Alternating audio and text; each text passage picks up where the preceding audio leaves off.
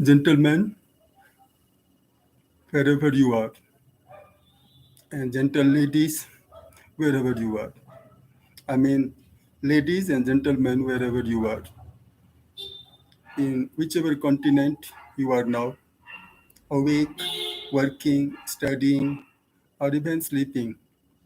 Even if you are sleeping, I would like that my lamentation over what has been happening everywhere in the world, in every nook and corner, particularly in the schools of the US, a country that is at the top of all countries. I feel so very sad speaking about this unceasing violence, the culture of violence that is branded as the culture of ultramodernism, the culture of freedom, absolute freedom. It's so sad. I understand that violence is part of life, but that violence, which is part of life, is unavoidable. In one of my streams, I had mentioned how Dr. Jagdish Chandra Bose, a scientist from Calcutta, had shown to his British friend who had come to Calcutta on a tour of meeting and greeting and working that violence is part of our life. Without some degree of violence, it's impossible rather to survive. When people, those who are called butchers for the trade and commerce and making profit, when they kill animals and sell the flesh of the animals for food, which people around the world eat as food, then it is supposed to be violence of very intense nature. But he said that when we pluck up leaves from the plants or pick out the fruits from the clusters, from the branches, then also there is a kind of violence. Plants have a right to live. The leaves that are on the plants have a right to waver in the cool breeze, enjoy the cool breeze, and live their natural life. But we don't allow them to live their natural life because we need them for our food, and we do that. So we see in this example two kinds of violence, and each kind is at the extremity. Killing animals, killing even suppose human being for whatever purpose is the violence of the worst kind. And killing a plant for food is also a violence, without doubt. But it's the violence that human beings can't avoid. When we breathe in oxygen and in the process, if we are not scientifically careful and we have the gadget or we have the equipment to prevent the entrance of germs and all that, unless that happens, all of us breathe in air, and as we breathe in air, we also get germs and other tiny, tiny creatures get into our system inside and they get killed. But then that can't be avoided. I therefore want to drive this point home that even though violence of the minimal level is part of our living system that we can't avoid, the violence that occurs too frequently in our society in the form of maiming people in the streets. People come out to protest for good reasons or bad reasons, and confrontation between the law enforcing agencies, the policemen, and the protesters. And in this confrontation, the wounds occur on either side. Injuries occur on either side, and even killings occur at times, perhaps more often than they are reported.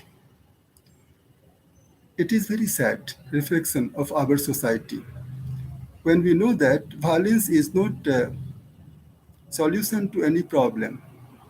We have had great writers and thinkers in the ancient time, in the time of Homer and Virgil, in the time of the Mahabharata and the Ramayana, in the times that are not even recorded in the history books or in any records, and also in our times when writers and philosophers like Tolstoy and Gandhi, one of the fighters for freedom in India, and so many other great people have written books on how to impress upon the people that violence is satanic. Violence is a manifestation of the satanic mind for the sake of freedom, for the sake of having a showdown, for the sake of, you can say, having an upper hand.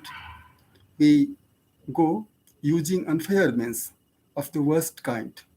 And violence entails, or these violence entails violence, and these, you can say, actions, which are misactions, to avenge death by death, to take an eye for eye, tit for tat, and all these are the misactions, satanic manifestations. So, violence has to be avoided, violence has to be condemned, and violence has to be prevented at any cost, wherever it occurs. But that has not been happening. It is common experience of all of us that as time passes, violence occurred in the 16th century, 14th century, means ever since the beginning of human congregation, human gathering, human socializing, society getting made larger and larger. Violence has been, and violence is now, and violence will never cease altogether. But some sort of control, some sort of regulation, some sort of revision of our attitude to violence and our increasing level of tolerance of violence. Earlier, when violence occurred, people would shiver. When murders got committed, sometimes people would shiver. But these days, murders are committed every day in every street of a big city. And these murders don't attract the attention of the people who are in power because they are not affected. The affected people are the poor people, lower middle class people, and sometimes the people who are moneyed, powerful, but they are getting killed in violence is very uncommon. The common killings happen of the poor people, wage earners, law-abiding, lower middle class people, or those people who are conscientious and at any cost they don't happen to take arms or to take even a thinking of revenge. Passive. Passively they live and passive they are because they don't have anything to do except for thinking, condemning in mind, and all that is part of violence culture. Now I come to what I heard in the morning in the news story that in one of the places in the US, Michigan, in that place, school, and a 15-year-old student of that school started firing indiscriminately. And he made so many shots that counting was difficult for the people who had to make records of the case. And according to the report, over a dozen people got injured very badly, fatally, and 4 or 5 people lost their lives. What could be the reasons behind this motive of that 15-year-old schoolboy killing his own friends, schoolmates, what might have triggered the seed of violence in his mind. It is for the psychologists, it is for, you can say, specialists to uh, point out. But I as a common person, I as a common person but educated to a moderate extent, I feel that it is because of uh, licentiousness. It is because of this attitude that you can do anything, and even if you commit serious crimes, you'll have people to save you. You'll have people to support you. Some people might be opposing, might be condemning, might be coming out crying against you, but there will be people, perhaps equal in number, to support you. Always division. Sometimes we see that even for a good cause, when people come out, then we have counter coming out of other sort of people. And then they are there to prove that these protesters who want to establish peace, these are themselves disturbers. These are themselves the causes of disturbance and conflicts and all that. Whom to believe? Because Satan is an example in the Bible, particularly with reference to the paradise lost. That even Satan, when he starts arguing, logicking, persuading the enemies of his enemy, God, then he is so cunning and so expert, so efficient, and so much successful in convincing the his enemy's enemy that he is taken as a model of thinking. He is taken as one of the sources of great logic, and people sometimes feel that, well, there is you can say relevance, there is truth in his logicking. And it was because of that Eve, the dearest creature in the heaven, in paradise of God, even she gets tempted. She also feels the magic of the logicking of Satan. She also takes Satan as a great advisor, as a well-wisher, and she strays from her chosen path or divine path, and she eats the fruit of tree of knowledge, and thereby gets into the abyss of sin, and she infects her companion Adam, who understands that she has misguided him, and she has made pretext of being his companion for life, and therefore he should be bound to come to terms with her and get into her line. My idea, or my intention to bring all these things in, is to point out that violence comes from the negative sources, and the control of violence comes from positive forces, positive sources. America is the richest country in the world. America is a world in itself, as far as I understand. People from all parts of the world, means there is no country in the world, perhaps I say, from where you don't have people in America, taking it as a country of freedom, peace, prosperity, scholarship, everything, research and all that. So in such a place, you have so frequent shootings in schools because school children are given licenses to possess weapons, small weapons, guns, pistols, and they may have the logic that everybody should carry a weapon to defend themselves. All right, but if everybody, suppose, starts having a gun, having a pistol, then the presence of the pistol in the pocket or in the hand of a person itself is a trigger to another person, because human psychology says that you want to test things. You want to bring into action the thing that you have.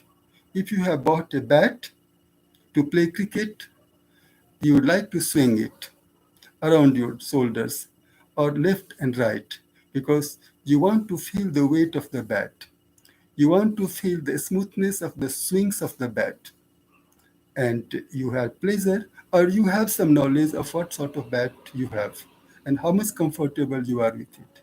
Even I remember one policeman, and when his training was after, he would carry his gun, and he was, you can say, duty bound to do that. But sometimes I saw him making aims at things, a tree, or suppose a crow, although he was not going to, you can say what we call, get it triggered, but he aimed. He had control over himself, so he didn't fire. But many people, when you have the gun and pistol and all that, sometimes you want to test it, whether it fires or not, whether the shots are, you can say, out or not. And you have the control of the gun while firing it or not. I therefore feel that allowing children, school children, to have weapons, pistols, guns, and all that, this is not all right. Because who do you have threats from? Other people?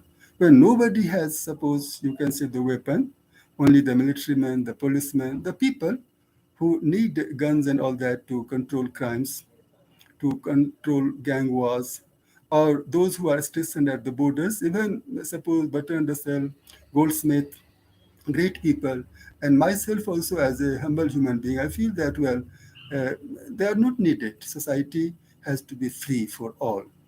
And the money that we spend on having weapons and armies, standing armies, all that, that is wastage. Okay, people may think that people like Goldsmith and Bertrand Russell and those who are called pacifists, they are idealists. This is not possible. Perhaps they don't live in the practical world.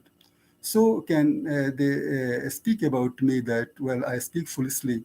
It's not possible not to have armies in the world, not to have weapons, not to have atom bombs, not to have competition, not to have violence.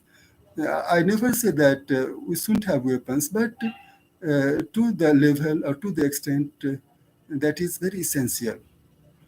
Wars are fought sometimes for genuine reasons. Okay, let them be fought. But excessive, you can say, war mania or excessive violence or excessive sense of freedom. So when you give weapons to children, it means you have threats, unseen threats. And so you have confrontation. One tries to have a more powerful weapon than the other. So the other is threatened by the one who is having more powerful weapon. And you have a showdown, and then human nature, you get into a temper, you become very hot, and then you do that. So if there are no weapons in the hands of the civilians, in the people who don't need, then even in the cases of scuffles, suppose minor fights could happen because people, this world is diverse. All the people in the world are not peaceful. They are not pacifists, and they don't have a good deal of restraint over their, you can say what we call passions and all that. So uh, when no weapons, then you may have scuffles, you may have fights, you may have conflicts, but there won't be fatalities. Knife also is a weapon. So you can't allow, suppose, not only pistols and guns, even knives, anything that can split the parts of the body, that can, suppose you can say, pierce the body, blades, anything, minor or major. So having weapons and then going to work, or having weapons and going, suppose, outside, not all right. You have, suppose, some weapons at home. In the case of robbery and all that, you can make use of these weapons. But while going to work, while going to college, universities, at work, you get your weapons along, and then these things happen. So it's very sad that even in a country like America, the US, you have so frequent shootings in school every now and then. And the President of America, Mr. Biden, today, he came out and he condemned and expressed his sorrow. and he also sent his condolences to the families affected. But how long? The same repetition. Things like that happen, shootings happen, killings happen. You come out, you make a statement, you condemn, you show sympathy. Sometimes you give, you can say, financial help to the families affected. And again, after 2, 3 months, the same thing, the same thing. Means it's a cycle. It repeats itself. There's no solution. Yes, if things like that happen once in 5 years, once in 6 years, even that should not happen. I won't be, you can say, very much satisfied even if these shootings take place after 10 years, 15 years. No shootings. Minor things, suppose that can't threaten life, that can't injure people to the extent that their faces are disfigured, they, you can say, lose their limbs and all that. But if that is to happen, let that happen once, suppose once in a while, 10 years, 15 years. So a country like America, that is a model for others, people want to imitate American culture, means I have all the great appreciation for the country everywhere. And I don't believe in, suppose, this country or that country. I actually believe in the world being a family. And this world, you can say, what you call, made by the Almighties, and even supervised, monitored by the Almighties. But even then, if crimes occur, things happen this way, violence, conflicts, wars, and all that, then sometimes we doubt about the wisdom of God, or His presence, or His administration, and then we feel that there's no God, it's a godless universe. But again, you have the opinions and views of the people like Tolstoy. God sees truth but waits. According to the Bible also, man has been given free will. Means you use your will, free will. Your will is free, you can do anything. But at the same time, there is a viceroy. Free will is there given to man, but this viceroy is also seated in every individual system, reason. Reason is the viceroy. That freedom you use, but to what extent it is the use of freedom, and beyond that extent, it is misuse or abuse of freedom. For that also, man has to decide. And if man fails, then it is his fault. It is our fault. It is the fault of humanity that we allow our arrogance to gallop, our complexes to gallop, and we become blind, blindingly selfish, starkly selfish, and we allow all the bad things to happen, and then we perhaps happen to question the wisdom or the administration or the fairness or the impartiality of God, if there is any God. Nobody has seen, I have not seen, but I feel that there is some power that handles everything, that has created everything, and that has the responsibility to take care of everything, good or bad. Uh, so, as an analyst of these happenings, I feel that we are slow at taking actions against the culprits. We are very slow uh, because we are obsessed with the so called human freedom. What is freedom? Your freedom is not restraint if you are not allowed to sleep on the road or in the road. Your freedom of life and liberty is not curtailed when you are not allowed to escape anywhere in the road, or to explode a bomb, or during the festivals of light, or no, you have celebrations of different kinds. You have, suppose, firing.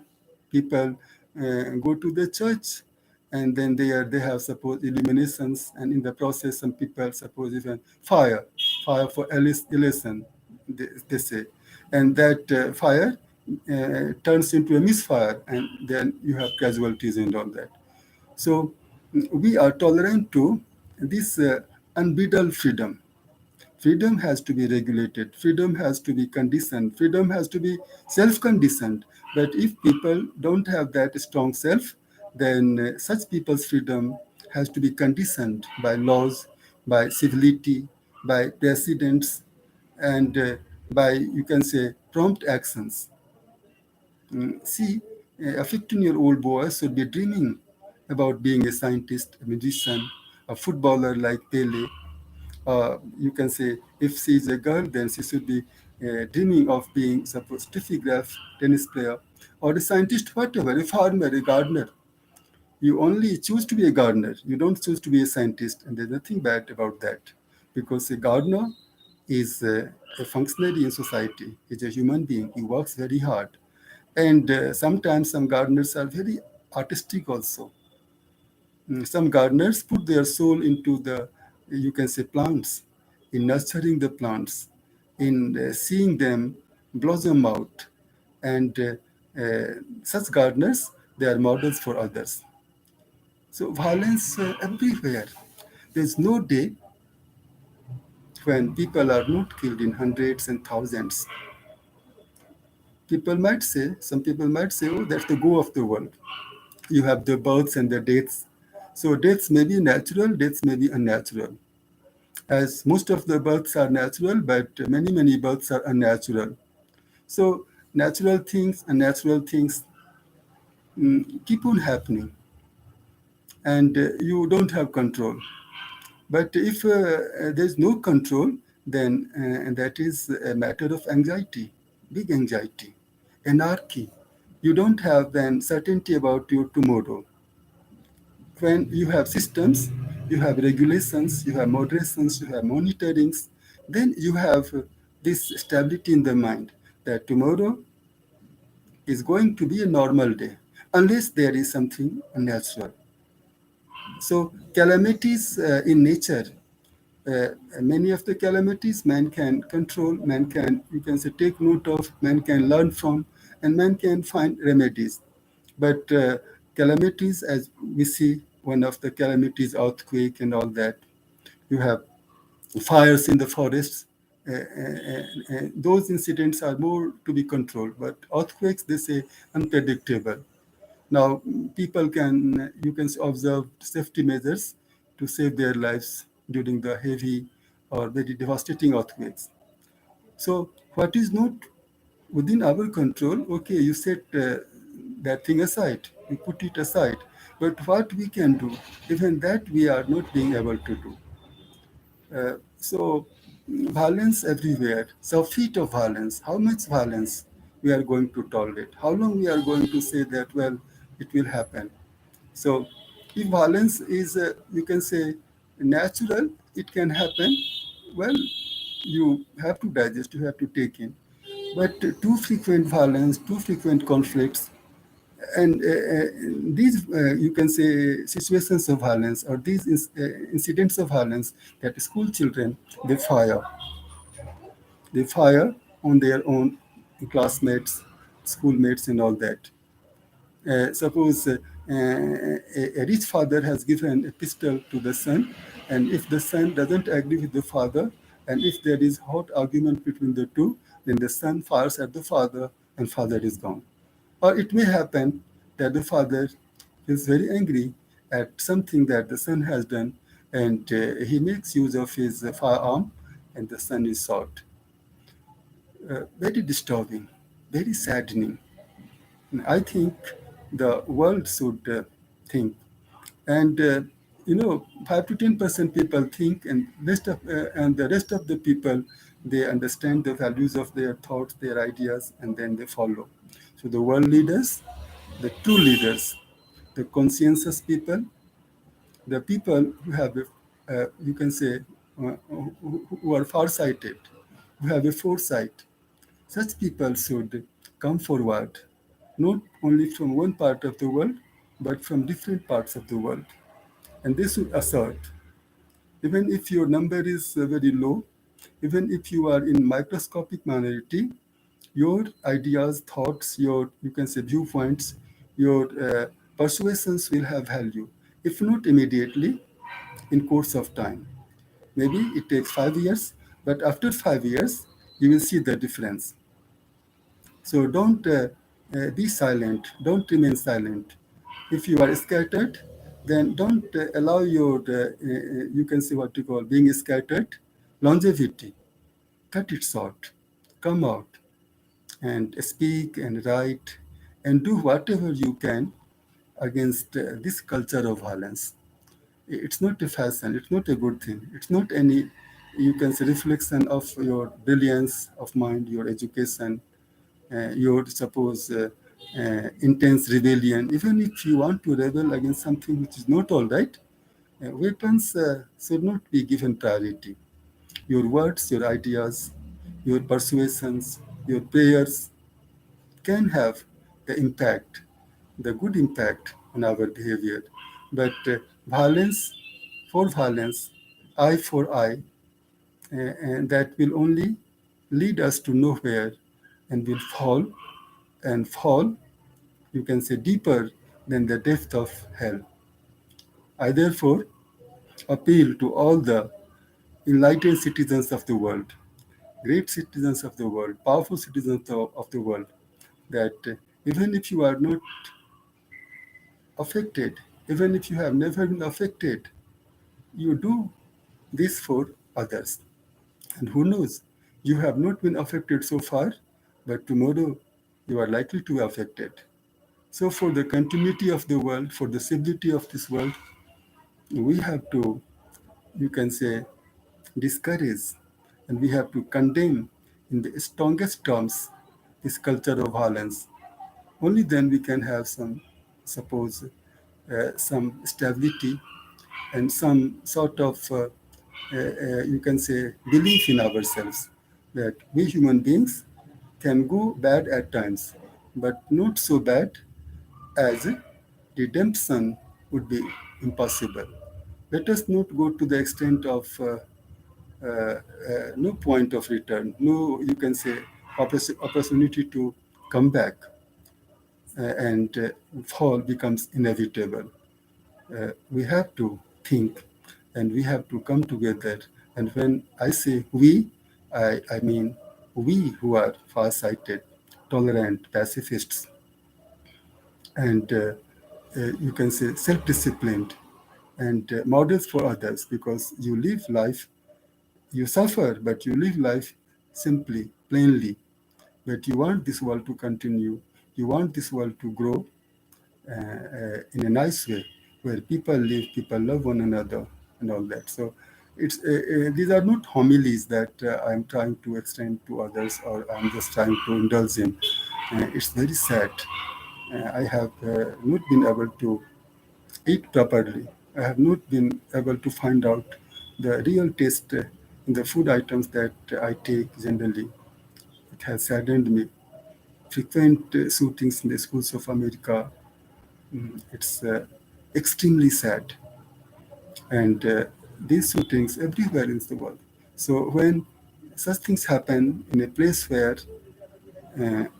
you, you think such things should not happen, a place about which you have a very high opinion and you have high expectation, and repeatedly the same thing happens, shootings happen, killings happen, statements come and go, and things again repeat themselves in the same way. It's so very disheartening, so very saddening. I wish we come back and we start having faith in ourselves that we are human beings and we have to behave and we have to behave well. Thanks a lot. Bye bye.